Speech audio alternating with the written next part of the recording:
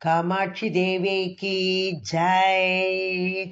ஓம் ஸ்ரீமாத்ரே நமக. 71வது ஸ்லோகம் பார்க்க போறோம்.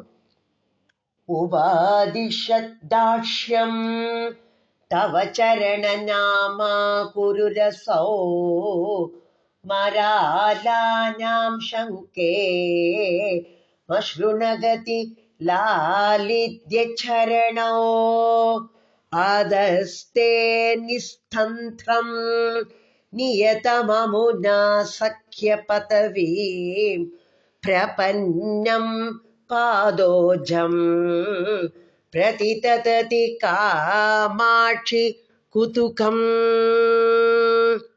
உபாதிஷத்தாட்சியம் தவ சரண நாமா குருரசோ மராலானாம் சங்கே மஸ்ருணகதி லாலித்ய சரணோ ஆதஸ்தே நிஸ்தந்திரம் நியதமமுனா சக்ய பதவீம் பிரபன்னம் பாதோஜம் பிரதிதததி காமாட்சி குதுகம்.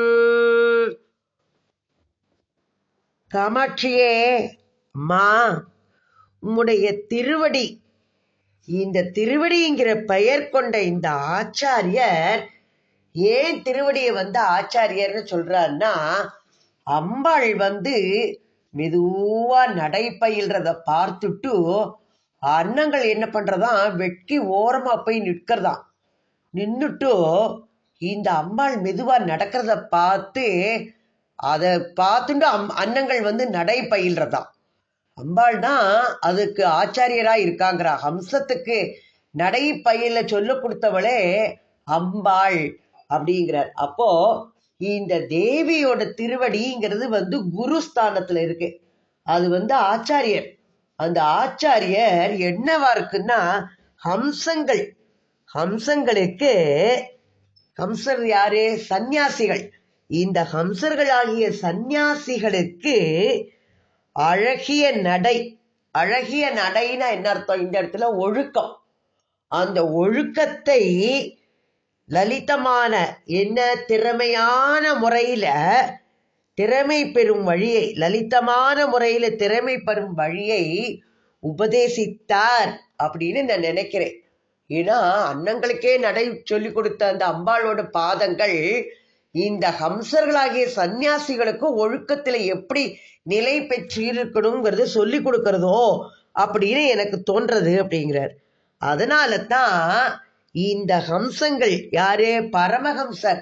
இதுல மிகச் சிறந்தவர் யாரு? ராமகிருஷ்ண பரமஹம்சரை உதாரணமா எடுத்து சொல்லலாம். அதனால தான் அவருக்கு பேர் பரமஹம்சர். இந்த ஹம்சர்கள் எப்பொழுது எப்படி பண்றா? ஊக்கத்தோடு ஆச்சாரியரான யாரு? ஆச்சாரியர்கள் குருஸ்தானத்துல யார்? இந்த திருவடி. இந்த திருவடியோடு தோழமை பெற்ற தாமரைக்கு திருவடியிட்ட தோழமை இருக்குங்கிறார். அப்போ அது தவறாம ஆவலோடு அதை போய் அணுகுகின்றதாம். அந்த தாமரை மலரின் மீது இடையறாத அன்பு, பக்தி இதெல்லாம் அவளுக்கு தோன்றதுங்கிறார். அப்போ திருவடியோட அதோட மகிமையினால தான் தாமரை மலரிடத்திலும் இடையறாத பக்தியோடு ஜாக்கிரதையாக நடந்து கொள்கிறார்களாம். ஏன்னா மலர்களில் சிறந்தது எதுன்னா தாமரை தான் சொல்லுவா. அப்போ தேவியோட திருவடிங்கிற அந்த குரு ஆச்சாரியர் இந்த ஹம்சர்களாகிய சந்நியாசிகளுக்கு ஒழுக்கத்தை திறமையான முறையில் உபதேசித்ததால் தான் பரமஹம்சர்கள் எப்பொழுதும் ஊக்கத்தோடு அந்த திருவடி அப்படிங்கிற ஆச்சாரியர்களிடத்துல நெருங்கிய தோழமை, ஃப்ரெண்ட்ஷிப் வச்சுட்டு இருக்கிற அந்த தாமரை மலர் மீது இடையறாத அன்பு பக்தியும் செலுத்துகிறார்கள். அம்பாளோட நடை அழகை பார்த்து அழகிய நடை உடைய ஹம்சங்களும் குருவின் பாதத்திற்கு ஒத்த தாமரையிடம் சிநேகமாக இருக்கின்றதுங்கிறார் மூககவி. ஏற்கனவே சௌந்தரிய லகரியில ஆச்சாரியார் என்ன சொல்லியிருப்பார்? நடை பயில்றதுக்கு அன்னங்களுக்கு அம்பாள் சொல்லி கொடுத்தான்னு சொல்லிட்டு 91வது ஸ்லோகத்துல சொல்லியிருப்பார். பதன்யாச கிரீடா பரிச்சயம் இவாரப்து மனஸ்வக ஸ்க்லந்தஸ்தே கேலம் பவனகல ஹம்சான ஜகதி அதஸ்தேஷாம் சிக்ஷாம் சுபகமணி மஞ்சீர ரணிதச்சலாதாசட்சாணம் சரணகமலம் சாரு சரித்தே. புண்ணிய சரித்திரத்தை உடையவளே, உன்னுடைய வீட்டில் உள்ள அன்னப்பறவைகள் உனது நடை அழகை கற்றுக்கொள்ள ஆரம்பிக்க எண்ணம் கொண்டவை போல துள்ளி குதித்து கொண்டு உன்னுடைய அழகிய நடையை தொடர்வதை விடுவதில்லை.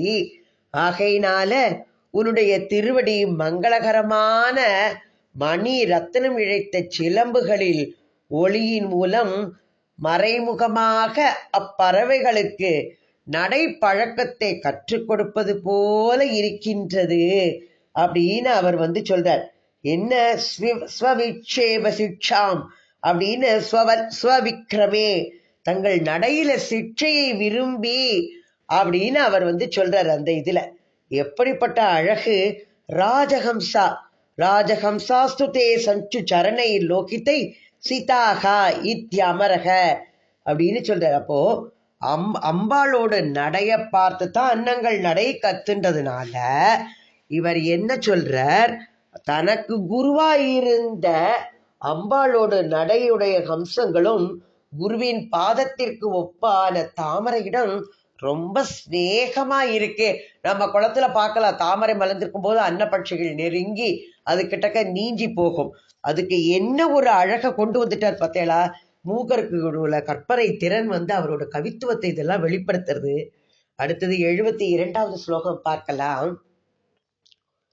ததானை சம்சர்க்கம் பிரகிருதி மலினை ஷட்பத குலைஹி த்விஜாதிஷஸ்லாகா விதிஷு விததத்பிர்முகுலதாம் ரஜோ மிஸ்ரைர்பத்மைர் நியதமபி காமாட்சி பதயோகோ விரோதஸ்தே யுக்தோ விஷமசரவைரி பிரியதமே. ததானை சம்சர்க்கம் பிரகிருதி மலினை ஷட்பதகுலைஹி த்விஜாதிஷஸ்லாகா விதிஷு விததத்பிர்முகுலதாம் ரஜோ மிஸ்ரைர்பத்மைः நியதமபி காமாட்சி பதயோகோ விரோதஸ்தே யுக்தோ விஷமசரவைரி பிரியதமே. 5 பானங்கள். எப்பேற்பட்ட 5 பானங்கள்? ஒற்றைப்படை 5 புஷ்ப பானங்கள் மன்மதன் வச்சுட்டு இருக்கான். அப்போ 5 புஷ்ப பானங்கள், ஒற்றைப்படையான 5 பானங்களை உடையவன் யாரே? மன்மதன். அவனுக்கு பகைவரான பரமசிவன் அதிகமாக பிரியம். அம்பாள் கிட்டக்க அவருக்கு ரொம்ப பிரியம் ஜாஸ்தி. சௌந்தரிய லகரியில ஆச்சாரியால் எவ்வளவு எடுத்து சொல்லியிருக்க, இந்த அம்பாள்கிட்ட அவருக்கு எவ்வளவு பிரியம்னு. அசோக மரத்திட்ட கூட பொறாமப்பட்டார்னு அவரோட கவித்துவத்துல அவர் அழகா சொல்லியிருக்காரு. ஏன்னா அம்பாளோட அந்த நடை இதை படணும்னு அசோக மரங்கள்லாம் ஆசைப்படுறதுக்கு பரமசிவனார் அந்த அசோக மரத்துக்கிட்டக்க அசூயை கொண்டாருன்னு சொல்லுவார். அவரோட கவித்துவம் எப்படி வெளிப்படுறது. இதனால இவர் அம்பாள்கிட்ட ரொம்ப பிரியமா, அந்த பொசசிவ்ல ஜாஸ்தி. அப்போ அம்பாள்கிட்டக்க அதிக பிரியம் கொள்கின்ற அப்பேற்பட்ட பரமசிவன் அதிக பிரியம் கொள்கின்ற காதலியே கூப்பிடுறார், காமாட்சியே. இயற்கையிலேயே மலினம், மலினம்னா என்னது? மாசு. மாசு கருநிறம் உள்ளவையான இந்த வண்டுகளோடு கூட்டங்களோடு சேர்ந்து பழகுகின்றவையாகவும், த்விஜர்கள், த்விஜர்கள் யாரு? பிராமணர்கள். பிராமணர்களுக்கு ராஜாவான சந்திரன், த்விஜர்களுக்கு ராஜா யாரு? சந்திரன் சொல்றார். ஒளி பரப்புவதான சிறந்த செய்கைகளை கண்டு சந்திரன் வந்தோடனே என்ன செய்யும்? வாடி சுருங்கிடும் தாமரை. அது என்ன பண்ணும்? ரஜஸ், அழுக்கு, மகரந்த பொடி, அதை சொல்றார். அந்த மகரந்த பொடிகளோடு கலந்ததாயுமுள்ள தாமரைகளோடு எப்பொழுதுமே உங்களுடைய 2 திருவடிகளுக்கும் விரோதம் இருப்பது பொருத்தம் அப்படிங்கிறார். ஏன்னா துஷ்டர்களோடு பழகி கொண்டு பிராமண சிரேஷ்டர்களின் நடவடிக்கையை காண சகியாமல் தலைமறைந்து திரியும் அந்த கெட்டவர்கள் நல்லவர்களாக தோன்றினாலும் அவர்களுக்கு உம்முடைய திருவடியின் இந்த சகாயம் கிடைக்கவே கிடைக்காது அப்படின்னு சொல்றார் மூக்கர் வந்துட்டு.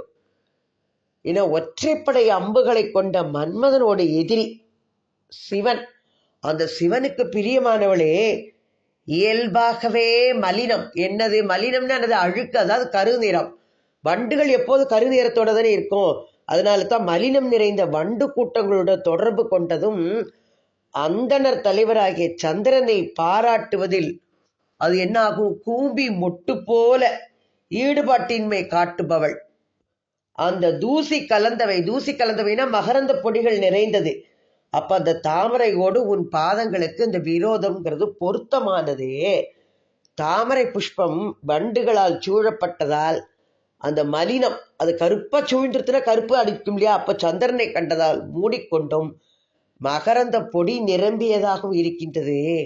ஆனால் அம்மா காமாட்சி, உன்னுடைய பாத தாமரைகள் இந்த மாசு மறுவல இல்லாம மலினம் இன்றியும் நகக்காந்தி அப்படிங்கிற சந்திரிகையினால எப்பொழுதும் மலர்ந்தும் இருக்கின்றதுனால தாமரையே அது பரிகசிப்பதாக இருக்கின்றது அப்படின்னு சொல்றார்.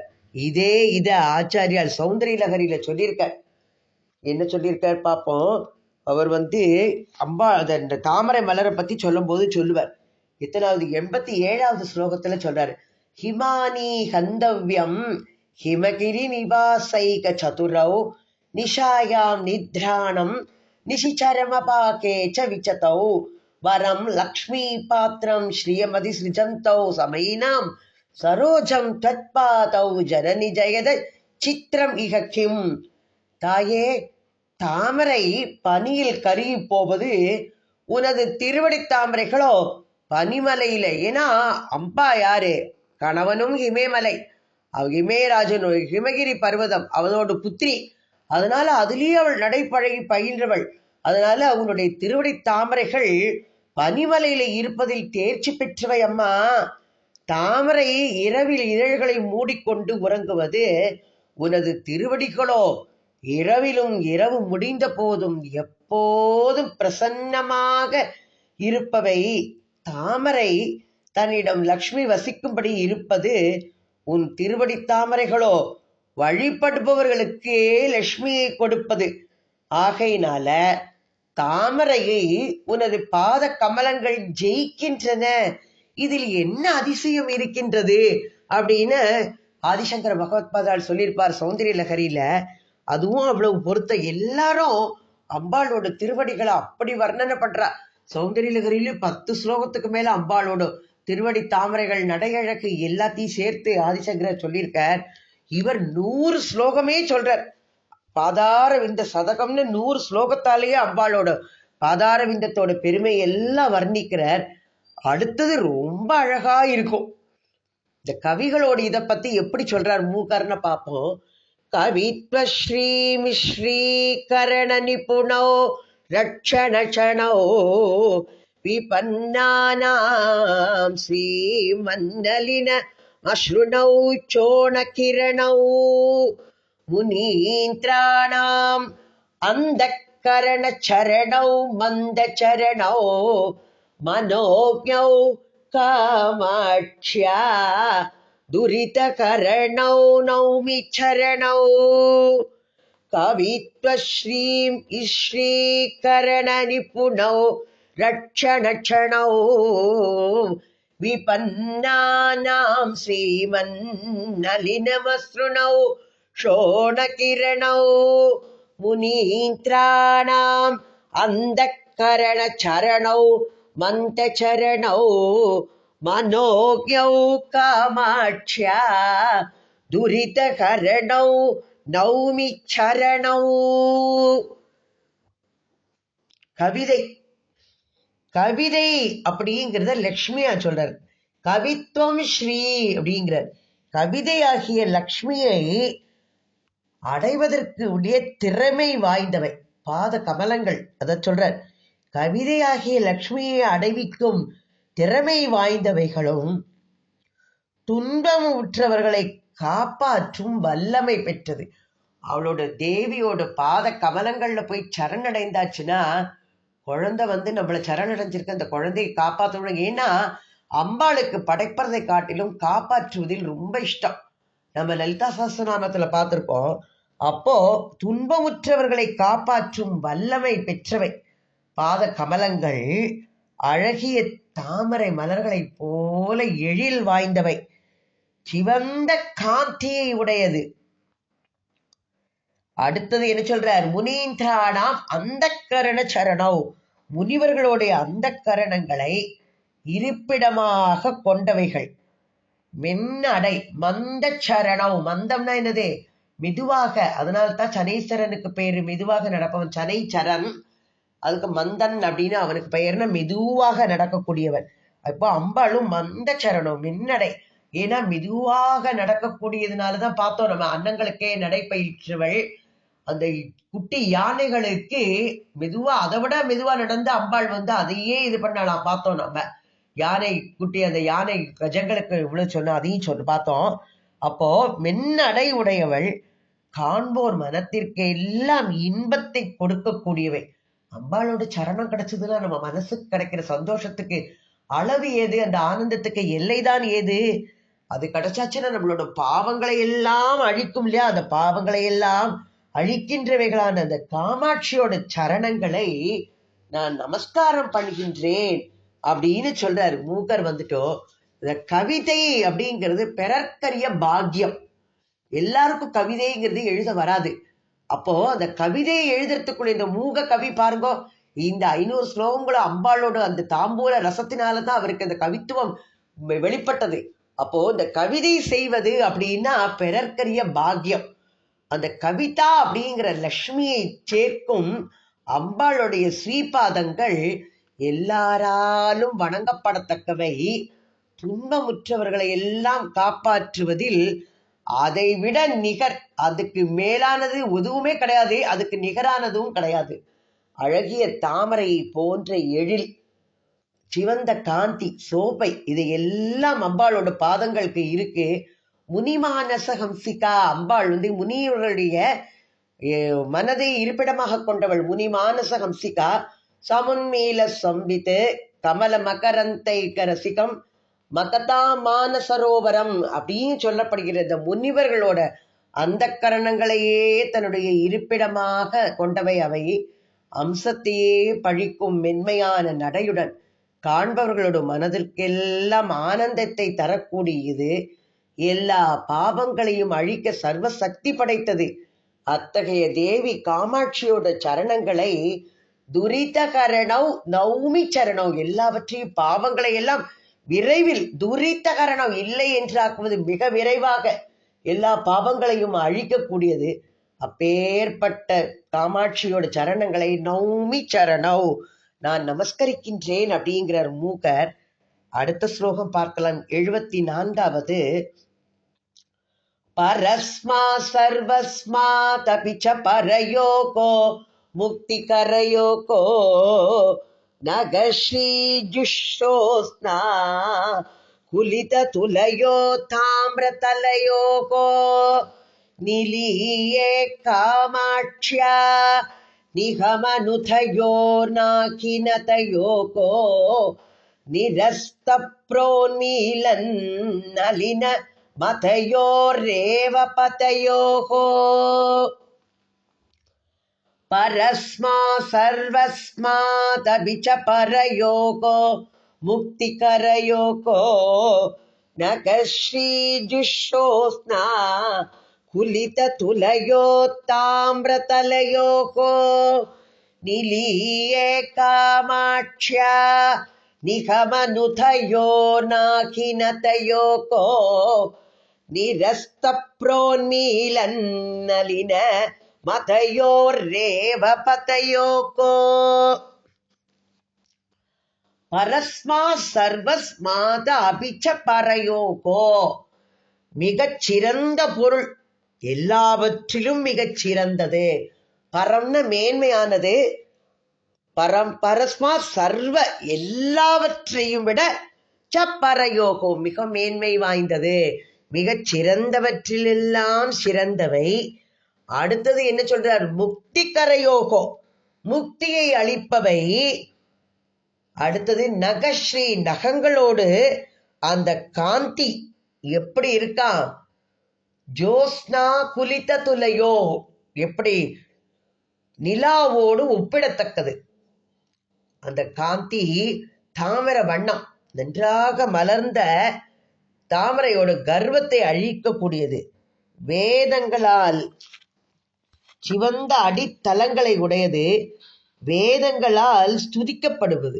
அம்பாளோட பாதம் வேதங்களால் ஸ்துதிக்க பெற்றவையும் தேவர்களால் வணங்க பெற்றவையும், நன்றாக மலர்ந்த தாமரை மலர்களின் கொழுப்பை எல்லாம் அடக்கிக்கும். தாமரை மலருக்கு ரொம்ப பெருமை. எல்லா மலர்களையும் நான் தான் சிறந்தவன் போது அது பெருமையா இருக்கும் போது, அதுக்கு தான் அந்த அம்பாள் ஒரு சக்தியை கொடுத்துட்டா. சூரியன் வந்தா மலரணும், அதுக்கப்புறம் கூம்பணுங்கிறது. அப்போ இந்த தாமரை மலர்களோட கொழுப்பை எல்லாம் அடக்கியவையான காமாட்சியோட பாதங்கள் இரண்டிலுமே நான் என்னோட மனதை அதிலேயே செலுத்தி லயித்து அவற்றையே நான் உறைவிடமாக என்னுடைய நிலையமாக கொண்டிருக்கிறேன் அப்படின்னு மூக கவி சொல்றார். மிகச் சிறந்தவை, எல்லாவற்றிலும் சிறந்தவை, முக்தி அளிப்பவை, நிலவின் காந்திக்கு ஒப்பான நக காந்தி உள்ளவை, தாமிர வண்ணம் கொண்டவை, நன்றாக மலர்ந்த தாமரையின் கர்வத்தை அழித்தவையான காமாட்சியோட திருவடிகளில என்னோட மனதை செலுத்துகிறேன். காம கோட்டி அவள் தேவி. தர்மம், அர்த்தம், காமம், மோட்சம் அப்படிங்கிற சதுர்வித புருஷார்த்தங்களை கொடுப்பவள். காமத்துக்கு அடுத்தது என்னது சொல்றார்? மோட்சம். அப்போ அந்த காமத்தோட எல்லை கோடி. அந்த காமத்தோட கோடிங்கிறது என்னது? காமம் அழிஞ்சாச்சுன்னா அடுத்தது மோட்சம் வந்துடும். அதனால இந்த காமத்தோட கோடி மோட்சம்ங்கிறதுனால அம்பாளை காமகோடி அப்படின்னு சொல்றார். காமகோடியாக இருக்கின்றாள் அம்பாள். இந்த தாமிர வண்ணம் போன்ற சிவந்த அடித்தலங்கள் அந்த பாத தாமரைகளுக்கு நகங்களோட காந்தியே நிலாவாக இருக்கின்றது. மூக கவி இந்த தாமரையோட கொழுப்பை அடக்கும் பாதங்கள்னு வர்ணிக்கிறார் இந்த ஸ்லோகத்துல. அடுத்தது 75வது ஸ்லோகம் பார்ப்போம். ஸ்வபாவாதன்யோன்யம் ஸ்வபாவாத் அன்யோன்யம் கிசலயமபீதம் தவ பதம் ப்ரதிம் நாசோணிம் நா பகவதி ததா தே சத்ருசதாம் வனே பூர்வஸ்யேச்சா சததம் அவனே கிம் து ஜகதாம் பரஸ்யேதும் வேதக ஸ்புரதி ஹ்ருதி காமாட்சி சுதியாம் ஸ்வபாவாத் அன்யோன்யம் கிசலயமபீதம் தவ பதம் ப்ரதிம் நா ஷோணிம் நா பகவதி ததா தே சத்ருசதாம் வனே பூர்வஸ்யேச்சா சததம் அவனே கிம் து ஜகதாம் பரஸ்யேதம் வேதக ஸ்புரதி ஹ்ருதி காமாட்சி சுதியாம். பகவதியே, காமாட்சியே, தளிர்களை விட உன்னுடைய பாதங்கள் மென்மையானது, செந்நிறமானது. ஒன்றோடு ஒன்று இயற்கையிலேயே அதுதான் ஒப்புமை கொண்டுள்ளது. ஆனா தளிருக்கு வனத்தில் இருப்பது ஆசை. அதத்தான் சொல்றார். வனே பூர்வக, எதுக்கு? தளிருக்கு. தளிருக்கு முன்னதாகிய தளிருக்கு வனத்தில் ஆசை. ஆனால் பின்னதாகிய ஏச்சா சததம் அவனே கிம் தூ ஜகதாம், இந்த உலகத்தில் உள்ளவர்களை எல்லாம் ரட்சிப்பதில் பின்னதாகிய உமது பாதத்திற்கு எப்பொழுதும் ஆசை அப்படிங்கிறார். அதனால இப்படி வேற்றுமை பேரறிவாளர்கள் மனதுல அவளுக்கு அந்த மாதிரி சிந்திப்பதற்கு தோன்றுகிறதுன்னு மூக கவி சொல்றார். எப்படி பாருங்க அவரோட கவித்துவம். தேவி பகவதி, சிவன் பகவான், பகவதி பகவான். இப்ப பகம் அப்படின்னா அந்த சொல்லுக்கு பல பொருட்கள் இருக்கு. பக அப்படின்னு ஒரு சப்தம், அந்த சப்தத்தால திரிகோண ரூபமான சக்கரம் தேவியோட ஸ்வரூபம் பக அப்படின்னு சொல்றது. அப்ப தேவி பகவதி காமாட்சியோட பாதங்கள் தளிரை போல மென்மையாகவும் சிவந்தும் ஒன்றோடு ஒன்று இணையாக, இதுக்கு இணை அது, அதற்கு இணை இதுன்று அப்படி இருக்கு. வனத்துல வசிப்பதுல தளிர்களுக்கு அதனால வனத்து மேல ஆசை. வனத்துல வசிக்கிறது இல்லையா அது தளிர்கள், அதனால அதுக்கு வனத்து மேல ஆசை. ஆனால் அம்பாளுக்கோ அவனத்தில், அதாவது இந்த உலக ரட்சையில் தான் ஆசை. இப்படி மகான்களுக்கு மனசுல தேவிய மனசுல நினைச்சு அவள்லாம் சோஸ்திர பண்றாளாம்.